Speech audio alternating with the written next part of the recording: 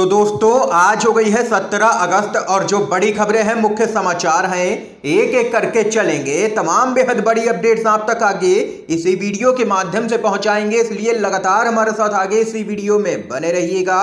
तो वहीं दोस्तों, खबरों की तरफ बढ़ने से पहले आप लोगों से एक छोटा सा निवेदन है कि अगर आप लोग भी खुल करके देश भर में लगातार नफरत फैला रही गोदी मीडिया का पूर्ण तरीके से बहिष्कार करते हैं, विरोध करते हैं, तो अभी इस वीडियो को लाइक कीजिएगा, चैनल को फ्री में सब्सक्राइब करके बेल के आइकन को जरूर दबाइएगा दोस्तों, और कमेंट बॉक्स में कमेंट कीजिएगा जय हिंद जय भारत। दरअसल दोस्तों, पहली बड़ी खबर आप लोगों को बताते चलें।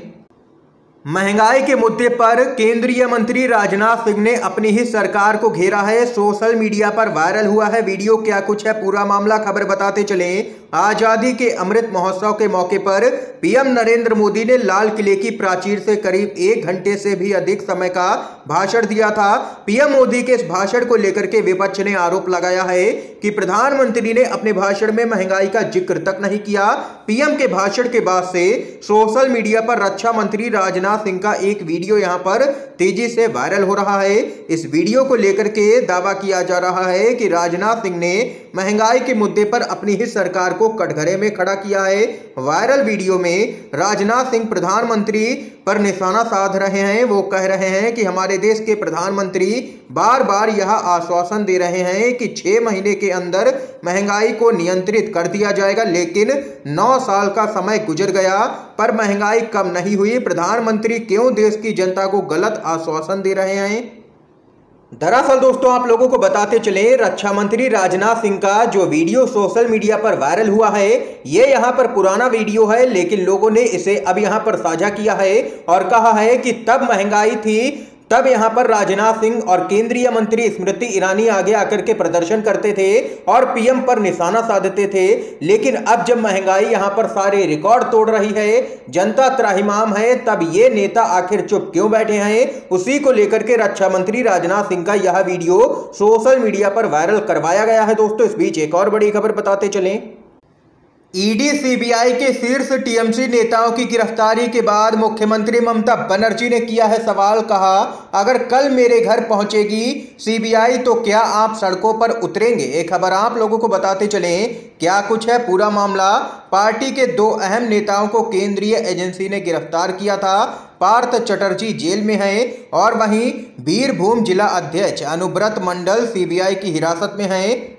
ईडी सीबीआई के द्वारा तृणमूल कांग्रेस के कई अन्य नेताओं से हाल ही में विभिन्न आरोपों में पूछताछ भी की जा रही है। इस स्थिति में पार्टी प्रमुख ममता बनर्जी ने सीधे तौर पर केंद्र सरकार को निशाने पर लिया है और वहीं पार्टी की बैठक में मुख्यमंत्री ममता बनर्जी ने चेतावनी देते हुए कहा है कि तुम कितने लोगों को गिरफ्तार करोगे, मैं सबके साथ जेल भरो आंदोलन शुरू कर दूंगी।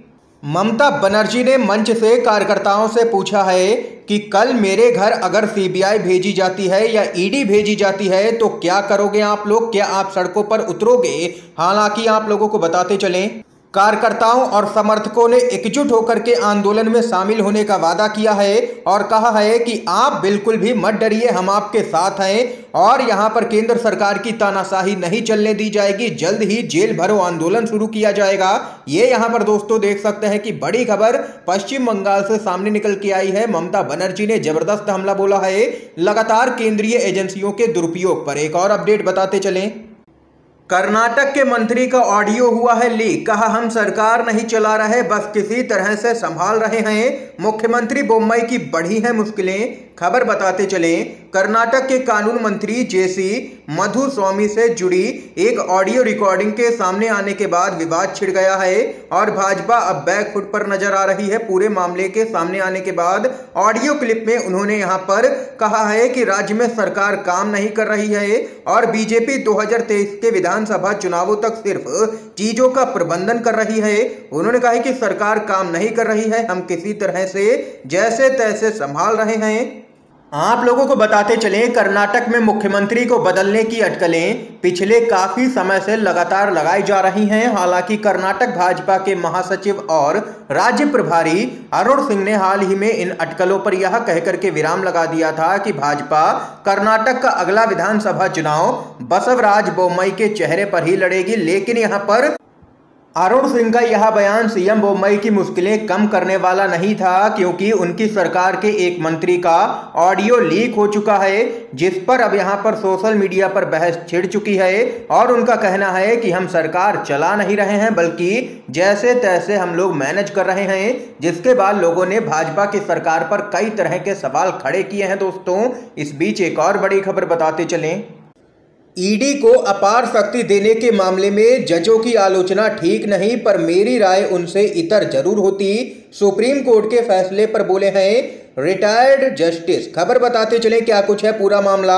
धन शोधन निवारण अधिनियम के प्रावधानों को लेकर के सुप्रीम कोर्ट के फैसले पर रिटायर्ड जज न्यायमूर्ति एल नागेश्वर राव ने बड़ी टिप्पणी कर दी है। उन्होंने कहा है कि इस पर उनकी जजों से राय अलग जरूर होती, लेकिन उनके फैसले की आलोचना करना ठीक नहीं है। उन्होंने कहा है कि अगर वह बेंच के जज होते तो कानून को खत्म कर देते तुरंत, और बिल्कुल भी नहीं सोचते। उन्होंने एक सवाल के जवाब में पीएमएलए पर फैसले पर अपनी राय दी है। उनसे सवाल किया गया था कि क्या ईडी की शक्तियों को बरकरार रख करके शीर्ष अदालत ने नागरिकों की व्यक्तिगत स्वतंत्रता को कम किया है। इस पर यहां पर सुप्रीम कोर्ट के retired justice L Nageswara Rao ने कहा है कि वह अगर बेंच में होते तो इस कानून को तुरंत ही खत्म कर देते, वह बिल्कुल भी नहीं सोचते। दरअसल दोस्तों, आप लोगों को बताते चले, हाल ही में सुप्रीम कोर्ट ने अपने फैसले में कहा कि पीएमएलए कानून में किए गए बदलाव ठीक हैं और ईडी की गिरफ्तारी करने की शक्ति भी सही है। जिसके बाद लगातार सुप्रीम कोर्ट के इस फैसले पर सवाल उठ रहे हैं। पहले विपक्षी दलों ने सवाल खड़े किए और अब तो यहां पर सुप्रीम कोर्ट के पूर्व जज ही उतर आए हैं सुप्रीम कोर्ट के इस फैसले के खिलाफ। एक और अपडेट की तरफ बढ़ते हैं। राहुल गांधी को मनाने में जुटी है कांग्रेस पार्टी। अध्यक्ष पद के चुनाव में देरी की है संभावना। खबर बताते चले आप लोगों को दोस्तों, कांग्रेस के रणनीतिकार राहुल गांधी को अध्यक्ष पद के लिए चुनाव लड़ने के लिए मनाने में अब तक असफल रहे हैं, जिसकी वजह से कांग्रेस अध्यक्ष पद के चुनाव में अब यहां पर देरी हो सकती है। राहुल गांधी ने फिलहाल चुनाव लड़ने के कोई भी स्पष्ट संकेत अब तक तो नहीं दिए हैं, और वहीं राहुल गांधी की तरफ से कोई साफ जवाब न मिलने की वजह से कांग्रेस कार्य समिति की बैठक नहीं बुलाई जा रही है, जिसमें चुनाव की तारीख का ऐलान होना है। कांग्रेस की सेंट्रल इलेक्शन अथॉरिटी के मुताबिक उसने चुनाव की तैयारी पूरी कर ली है। मधुसूदन मिस्त्री के नेतृत्व वाले केंद्रीय चुनाव प्राधिकरण ने कहा है कि वे समय पर चुनाव के लिए पूरी तरह से तैयार हैं और अब गेंद कांग्रेस कार्य समिति के पाले में है और उसे ही चुनाव की तारीखों का ऐलान करना है। लेकिन अभी तक राहुल गांधी ने कोई भी स्पष्ट संकेत नहीं दिया है कि वह अध्यक्ष पद का चुनाव लड़ेंगे या नहीं। और वहीं राहुल गांधी को 7 सितंबर से भारत जोड़ो यात्रा की शुरुआत कन्याकुमारी से करनी है और ये यात्रा लंबी चलने वाली है, इसलिए अगर तब तक चुनाव नहीं हुआ तो इसमें और भी देरी की संभावना लगाई जा रही है। और यह भी कहा जा रहा है कि अगर राहुल गांधी अध्यक्ष पद के लिए तैयार नहीं हुए तो अशोक गहलोत को भी यह जिम्मेदारी दी जा सकती है, उनको कांग्रेस पार्टी का अध्यक्ष बनाया जा सकता है। इस बीच एक और बड़ी खबर बताते चलें। कॉर्पोरेट टैक्स छूट से देश को 1.84 लाख करोड़ का हुआ नुकसान आखिर पूंजीपतियों तक ही क्यों सीमित है? सूट बूट की सरकार, कांग्रेस पार्टी का बड़ा हमला। कांग्रेस ने कॉर्पोरेट टैक्स में छूट को लेकर के केंद्र की मोदी सरकार पर बड़ा हमला बोला है। कांग्रेस के प्रवक्ता गौरव वल्लभ ने कहा है कि 2 साल में कॉर्पोरेट टैक्स कटौती से देश को 1.84 लाख करोड़ रुपए का राजस्व नुकसान हुआ है। उन्होंने पूछा है कि आखिर कंपनियों तक ही क्यों सीमित है ये सूट बूट की सरकार? मध्यम और निम्न आय वर्गीय परिवारों को भी टैक्स कटौती की दरकार है। ये यहाँ पर दोस्तों देख सकते हैं कि जबरदस्त तरीके से कांग्रेस पार्टी ने घेरा है केंद्र की मोदी सरकार को और कहा है कि ये सरकार लगातार अपने पूंजीपति मित्रों के लिए ही लगातार काम कर रही है और गरीब जनता लगातार टैक्स के बोझ तले दबती जा रही है। इस बीच एक और बड़ी खबर बताते चले आप लोगों को। बिहार में मंत्रिमंडल विस्तार, नीतीश कुमार को गृह विभाग तो तेजस्वी यादव को मिला है स्वास्थ्य मंत्रालय। खबर बताते चले, बिहार में नीतीश मंत्रिमंडल के विस्तार के बाद अब नीतीश सरकार के मंत्रियों में विभागों का भी बंटवारा हो गया है। मुख्यमंत्री नीतीश कुमार को गृह विभाग, उप मुख्यमंत्री तेजस्वी यादव को स्वास्थ्य विभाग और वहीं आप लोगों को बताते चले आरजेडी के नेता तेज प्रताप यादव को पर्यावरण, वन और जलवायु परिवर्तन मंत्री पद दिया गया है। ये यहाँ पर दोस्तों बिहार में मंत्रिमंडल का विस्तार हो चुका है। इस बीच एक और अपडेट की तरफ चलते हैं दोस्तों। गुजरात में अरविंद केजरीवाल का एक और बड़ा ऐलान, हर बच्चे को मिलेगी मुफ्त और अच्छी शिक्षा। खबर बताते चलें आप लोगों को दोस्तों, आगामी विधानसभा चुनाव को लेकर के दिल्ली के मुख्यमंत्री और आम आदमी पार्टी के राष्ट्रीय संयोजक अरविंद केजरीवाल लगातार गुजरात के दौरे पर जा रहे हैं। गुजरात में अरविंद केजरीवाल लगातार नए नए वादे और दावे कर रहे हैं और इसके साथ ही गुजरात की जनता को लगातार गारंटी भी दे रहे हैं तमाम मुद्दों पर। इन सब के बीच में गुजरात में एक बार फिर से अरविंद केजरीवाल ने एक बड़ा ऐलान कर दिया है। केजरीवाल ने गुजरात की जनता को फ्री में शिक्षा की गारंटी दी है।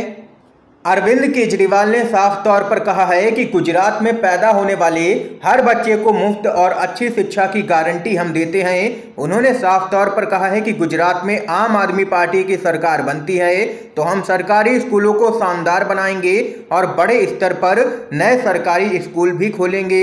इसके साथ ही उन्होंने यह भी कह दिया है कि प्राइवेट स्कूलों को ऑडिट करवाया जाएगा, जो स्कूल ज्यादा फीस लेंगे उससे वापस करवाया जाएगा। इतना ही नहीं, उन्होंने तो यह भी कह दिया है कि स्कूलों को नाजायज फीस बढ़ाने की भी इजाजत नहीं दी जाएगी। ये यहाँ पर गुजरात की जनता से अरविंद केजरीवाल ने एक और बड़ा वादा कर दिया है दोस्तों। इस समय की आज की सभी बड़ी खबरें थी, मुख्य समाचार थे जो हमने आप लोगों तक पहुंचाए हैं UNVDB के माध्यम से। अगर आप लोगों को ये वीडियो पसंद आया हो तो इस वीडियो को लाइक कीजिएगा, ज़्यादा से ज़्यादा इस वीडियो को शेयर कीजिएगा ताकि आप सभी के दोस्त भी मुख्य समाचारों को जान सकें। वीडियो देखने के लिए आप सभी दोस्तों का बहुत बहुत धन्यवाद।